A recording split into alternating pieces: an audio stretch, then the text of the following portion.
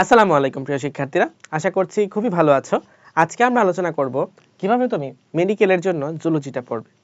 এখন এটা হতে পারে একদম ডে 1 থেকে পড়তেছো, হতে পারে মোটামুটি তুমি ভালো লেভেলে প্রিপারেশন নিয়ে ফেলছো। তো তোমার প্রিপারেশনের অবস্থা এখন যে লেভেলেই থাকুক না কেন, তুমি একদম 0 থেকে বা 50 থেকে বা 90 থেকে 100-তে কিভাবে পৌঁছাবা, একটা কমপ্লিট রোড ম্যাপ দেখবো আমরা আজকের ভিডিওতে।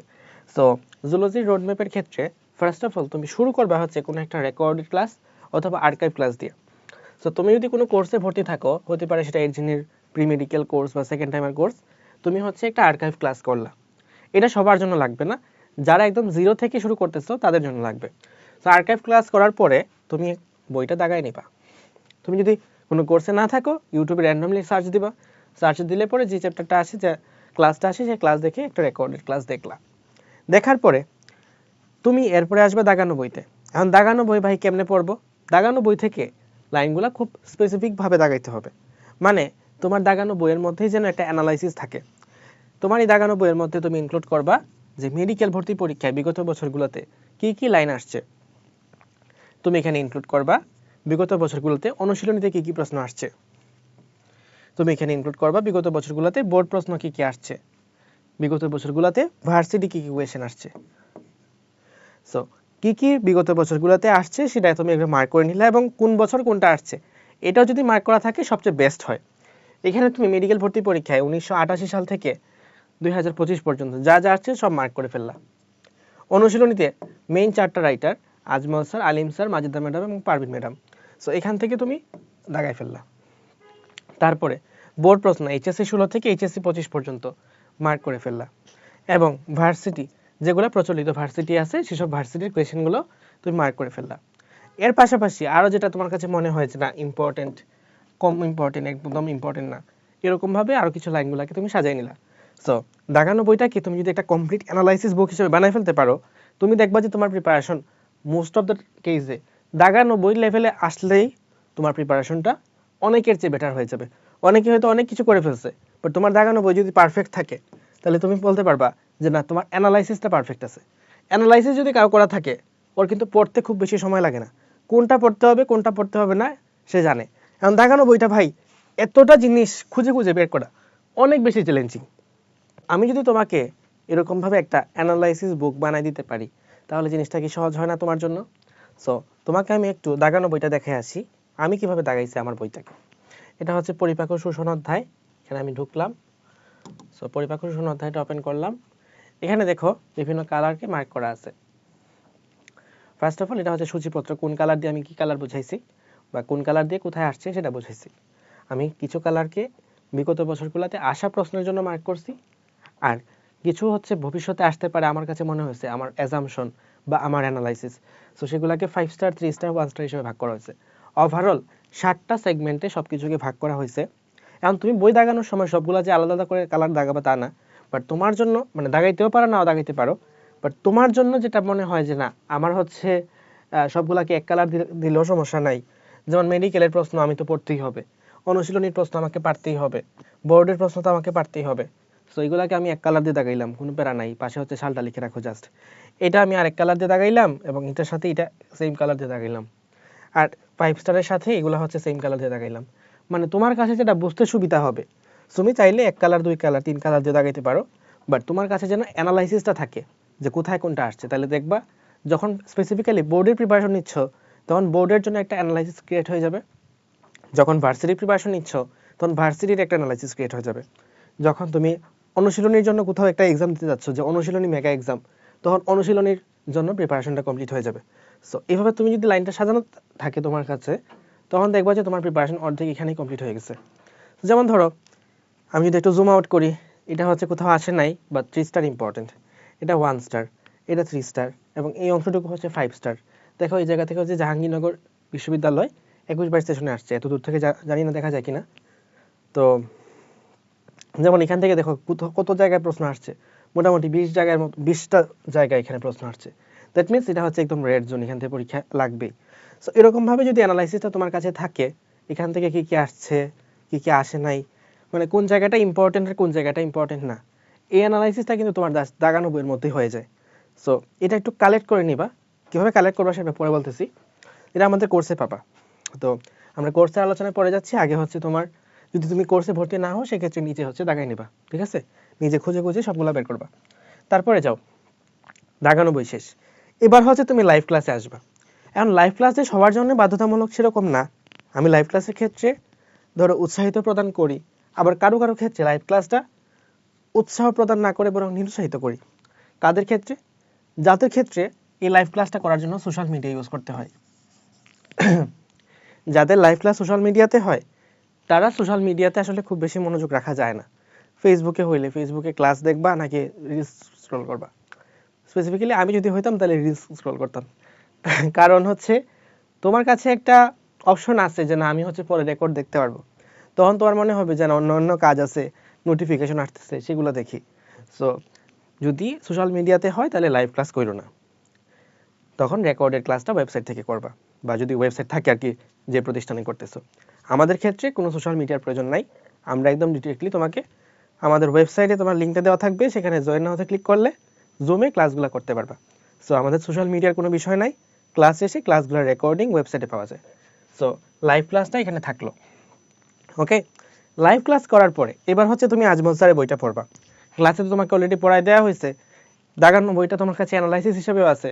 এবার হচ্ছে যা যা ইম্পর্টেন্ট ফুল বই আগে একবার রিডিং পড়বা, তারপরে দাগানো পার্টটুকু আরেকবার রিডিং পড়বা। অর্থাৎ বইটাকে তোমাকে দুইবার রিডিং পড়তে হবে। গেল, তুমি ক্লাস করছো, তোমার কাছে অ্যানালাইসিস আছে, এবার লাগবে প্র্যাকটিস। ক্লাস করার পরে এই প্র্যাকটিসটা যদি না করো তাহলে তুমি দেখবা যে অনেক কিছু পারতেছো না বা অনেক কিছু পিছায় গেছো। সো প্র্যাকটিস করাটা ইম্পর্টেন্ট। কোয়েশ্চেনের ভাষা বোঝা এটা হচ্ছে মোস্ট ইম্পর্টেন্ট। তুমি অনেক বেশি জানো কিন্তু পরীক্ষা আসলে পারো না, এটার রিজন হচ্ছে তোমার প্র্যাকটিসে ঘাটতি আছে। সো তুমি যেটা করবা, বিগত বছরগুলোতে যত মেডিকেল ডেন্টাল ভর্তি পরীক্ষার প্রশ্ন আসছে, যত বোর্ড পরীক্ষার প্রশ্ন আসছে, যত অনুশীলনী প্রশ্ন আছে, সব কোয়েশ্চেন প্র্যাকটিস করে নিবা।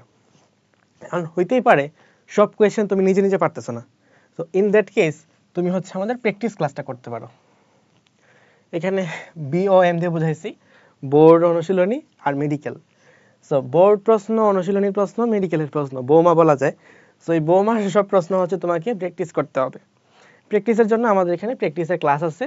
সো তুমি চাইলে যেটা যখন যে ভার্সিটির প্রশ্ন দরকার, যে বোর্ড পরীক্ষার প্রশ্ন দরকার বা যে অনুশীলনীর প্রশ্ন দরকার, সে অনুশীলনের কোয়েশ্চেনের মধ্যে চাপ দিবা, তাহলে দেখবা যে কোয়েশ্চেনের সলভ দেওয়া আছে। তো তোমার কাছে এটা খুবই অ্যাক্সেস করা ইজি যে কোন প্র্যাকটিস ক্লাসে কি আছে, এটা সহজেই বোঝা যায়। ধরো তোমার একটা মনে হয়েছে যে না বরিশাল বোর্ড 19-এর প্রশ্ন, এটা হচ্ছে অণুজীব চ্যাপ্টারের প্রশ্ন, তুমি জাস্ট সিম্পলি আমাদের ওয়েবসাইট থেকে অণুজীব চ্যাপ্টারের বোর্ড কোয়েশ্চেনে সলভ করে ঢুকে যাবা। ওখানে দেখবা যে 50টা বা 70টা প্রশ্ন আছে, সেই 70টার প্রশ্নের মধ্যে আমার একটা প্রশ্ন হচ্ছে বরিশাল বোর্ড 19। সো এখান থেকে তুমি জিনিসটা খুঁজে বের করতে পারবা। এরকমভাবে আর কি তোমার কাছে প্র্যাকটিস করাটা ইজি।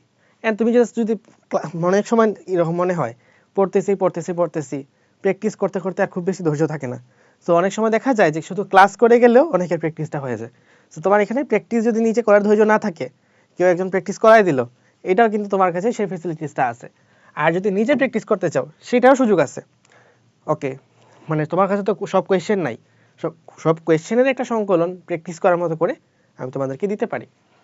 তো প্র্যাকটিস করার পরে এবার এক্সট্রা ইনফো বুক। অনেকে দেখা যায় মেন বই পড়ছে কি পড়ে না ঠিক মতো, এক্সট্রা ইনফোতে লাফালাফি করতেছে। বাট তুমি যদি প্রিভিয়াসলি দেখো এক্সট্রা ইনফো থেকে যা আসে এটা কিন্তু র্যাঙ্ক ডিসাইড করে, ঠিক আছে, বাট চান্স পাওয়া নির্ধারণ করে না। ইভেন ডিএমসিতে চান্স পাওয়া নির্ধারণ করে না এক্সট্রা ইনফো।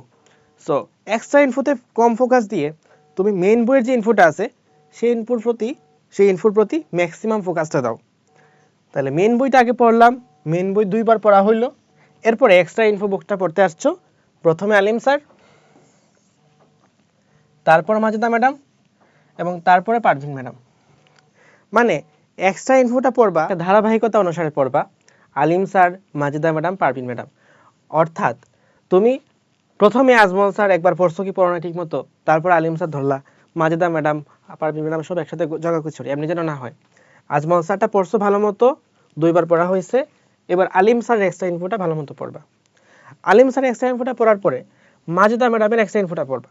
কারণ সেকেন্ড রাইটার না পড়ে থার্ড রাইটার, ফোর্থ রাইটার নিয়ে লাফাইতে লাভ নেই। আগে আলিম স্যার ভালো ফাটাফাটি হয়েছে, তারপর মাজেদা ম্যাডাম, এরপর যদি সময় থাকে তাহলে পারবিন ম্যাডাম, এত দূর না গেলেও চলবে। সো তুমি হচ্ছে এক্সট্রা ইনফোটাকে এমনি সাজিয়ে রাখবা, অর্থাৎ আমরা যদি রাইটার ওয়াইজ যাই তাহলে একটা প্রায়োরিটি থাকবে। ওকে, সো আমরা আমাদের এক্সট্রা ইনফো বুকে তোমাকে যে ফেসিলিটিসটা দিতে পারি সেটা হলো, ধরো বর্জ্য নিষ্কাশনে আলিম স্যারের বইটা খুললাম, খোলার পরে এই যে তোমার এখানে আলিম স্যার, শুধুমাত্র আলিম স্যারে যা যা আছে, আজমল স্যারে নাই, আলিম স্যারে আছে, এইসব ইউনিক ইনফোগুলো নিয়ে এখানে আমাদের এক্সট্রা ইনফো বুকটা বানানো হয়েছে। সো তুমি কোর্সে ভর্তি হলে এক্সট্রা ইনফো বুক এমনিতেই পেয়ে যাবা। এরপর ধরো আলিম স্যার তোমার শেষ, এবার হচ্ছে তুমি মাজেদা ম্যাডাম পড়তে চাও, তাহলে মাজেদা ম্যাডামটা খুললা, তো মাজেদা ম্যাডাম বই খুলছো, খোলার পরে তুমি হচ্ছে এখান থেকে আজমল স্যারেও নাই, আলিম স্যারেও নাই, এমন সব ইনফো নিয়ে মাজেদা ম্যাডামের বইয়ের এক্সট্রা ইনফোগুলো করা হয়েছে। তাহলে আজমল স্যার তো পড়লাম, আলিম স্যারও পড়লাম, মাজেদা ম্যাডাম পড়লাম, এরপরেও যদি কারণ ধৈর্য থাকে যে না আমি আরও পড়তে চাই, তখন পারবিন ম্যাডামের এক্সট্রা ইনফোগুলো পড়বা। সো এভাবে তোমার প্রিপারেশনটাকে তুমি আস্তে আস্তে গোছায় নিতে পারো। এক্সট্রা ইনফো বুকগুলো এমনি এমনি পড়লা, সবগুলো এক্সট্রা রাইটারে আমরা হচ্ছে 3 রাইটার করে, মানে আজমল স্যার তো আছেই, সাথে হচ্ছে আরও 3 sir, Alim sir, Majeda madam, Parvin madam, এই হচ্ছে 3 রাইটার করে তোমাদের এক্সট্রা ইনফো বুকগুলো দিচ্ছি।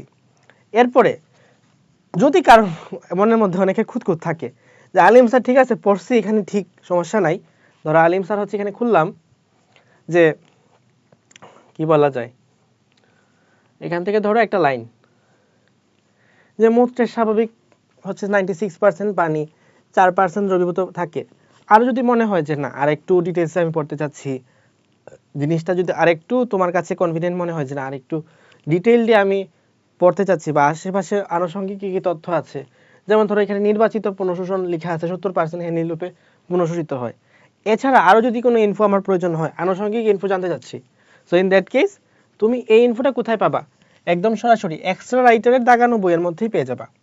অর্থাৎ আলিম স্যারের যে এক্সট্রা ইনফোটা সেটা আলিম স্যারের বইয়ে কোথায় আছে সেটাও তুমি দাগানো হিসেবে পাবা, যাদের যাদের মানে অনেক বেশি কিউরিয়াসিটি আর কি, তাদের ক্ষেত্রে।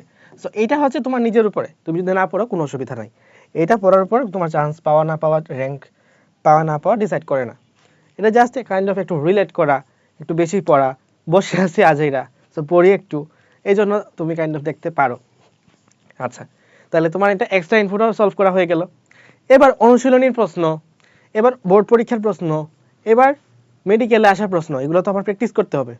প্র্যাকটিসের জন্য তুমি হচ্ছে পোল প্র্যাকটিস করতে পারো, বইয়ে তো অনেক প্র্যাকটিস করা হয়, তো তুমি চাইলে পোল লাগবে, আমাদের একটা টেলিগ্রাম চ্যানেল আছে, সেখান থেকে তুমি সলভ করতে পারো কোয়েশ্চেন, ঠিক আছে? Okay fine. এবার আসো আর্কাইভ এক্সাম। সো আমরা পোল লাগবে, এটা দেওয়ার পরে তুমি হচ্ছে আর্কাইভ এক্সাম দিতে পারো, যদি তোমার কাছে মনে হয় যে না একটু প্র্যাকটিস দিই, তাহলে 25 ব্যাচের যে আর্কাইভ এক্সামগুলো দেওয়া আছে আমাদের কোর্সে, তুমি চাইলে সেখান থেকেও দিতে পারো। এছাড়া অনলাইনে বহু জায়গায় ফ্রি এক্সাম পাওয়া যায় চ্যাপ্টার ওয়াইজ, সেগুলোও দিতে পারো। আর্কাইভ এক্সাম দিলাম বা প্র্যাকটিস এক্সাম দিলাম, দেওয়ার পরে এবার হচ্ছে আমরা লাইভ এক্সাম দিব, এবং এই লাইভ এক্সামগুলো আমরা হচ্ছে কয়েক ক্যাটাগরিতে দিতে পারি। আমরা বেসিক্যালি আমাদের কোর্সে 3টা ক্যাটাগরি ক্রিয়েট করি, একটা হচ্ছে ইজি, একটা স্ট্যান্ডার্ড, এবং আরেকটা হচ্ছে অ্যাডভান্স। তো তুমি হচ্ছে 3 ক্যাটাগরিতে কোয়েশ্চেনগুলো প্র্যাকটিস করবা। কেন বলতেছি, তুমি যদি চিন্তা করো 2025-26 সেশনে মেডিকেল ভর্তি পরীক্ষার প্রশ্ন যেরকম আসছে, 2018-19 কি সেম লেভেলের প্রশ্ন আসছে না, কিন্তু 22-23 কি সেম লেভেলের প্রশ্ন আসছে, বা 23-24 না, কিন্তু। তো এই বছর মেডিকেলের কাটমার্ক ছিল 74.25, মেডিকেল ডেন্টাল সহ, এই বছর ছিল 58, আর এই বছর ছিল 66। তার মানে মেডিকেলে কাটমার্কসের এত ব্যবধান হওয়ার অবশ্যই কোনো না কোনো রিজন আছে, অ্যান্ড দ্য রিজন হলো কোয়েশ্চেনের প্যাটার্ন মাঝে মধ্যে চেঞ্জ হয়ে যায়। কোনো সময় প্রশ্ন দেখবা যে এরকম প্রশ্ন আসে, কোনো সময় এরকম, কোনো সময় এরকম। তুমি কেমনে বুঝবা যে তোমার ভর্তি পরীক্ষা কোন লেভেলের প্রশ্ন আসবে? তোমার উচিত হবে 3 লেভেলের প্রশ্ন প্র্যাকটিস করে যাওয়া, ইজিও করা, স্ট্যান্ডার্ডও করা, অ্যাডভান্সও করা, বুঝছো? ইজিও করা, স্ট্যান্ডার্ডও করা, অ্যাডভান্সও করা। সো ইজির মধ্যে ইজির মতো প্রশ্ন আসবে, ইজির মধ্যে প্রশ্ন আসবে দাগানো বই থেকে, ইজির মধ্যে প্রশ্ন আসবে এই প্র্যাকটিস ক্লাস থেকে। স্ট্যান্ডার্ডের মধ্যে ইজি আর অ্যাডভান্স মিক্স করা, আর অ্যাডভান্সের মধ্যে একটু আধ্যাত্মিক, একটু এক্সট্রা ইনফো বুক, একটু এক্সট্রা রাইটার, একটু অ্যানালাইসিস টাইপের কোয়েশ্চেন, যেগুলো থেকে তোমার ধরো বইয়ের মধ্যে সরাসরি নাই, একটু অনুধাবন টাইপের প্রশ্ন, একটু বড় অপশনওয়ালা প্রশ্ন, এগুলা হচ্ছে আমাদের অ্যাডভান্সের মধ্যে থাকবে। তুমি যদি এতটুকু কমপ্লিট করতে পারো কোনো একটা মানে যাত্রার মধ্যে, কোনো একটা চ্যাপ্টার শেষ করার ক্ষেত্রে, এই রোডম্যাপটা ফলো করতে পারো, 100% এটা গ্যারান্টি দিতে পারি, এই চ্যাপ্টারের উপর তোমাকে কেউ আটকাইতে পারবে না। এই চ্যাপ্টারের উপর তোমাকে কোনো প্রশ্ন দিয়ে আটকানো পসিবল না ইনশাআল্লাহ। বাট তোমাকে এই জার্নিটা অতিক্রম করে যাইতে হবে।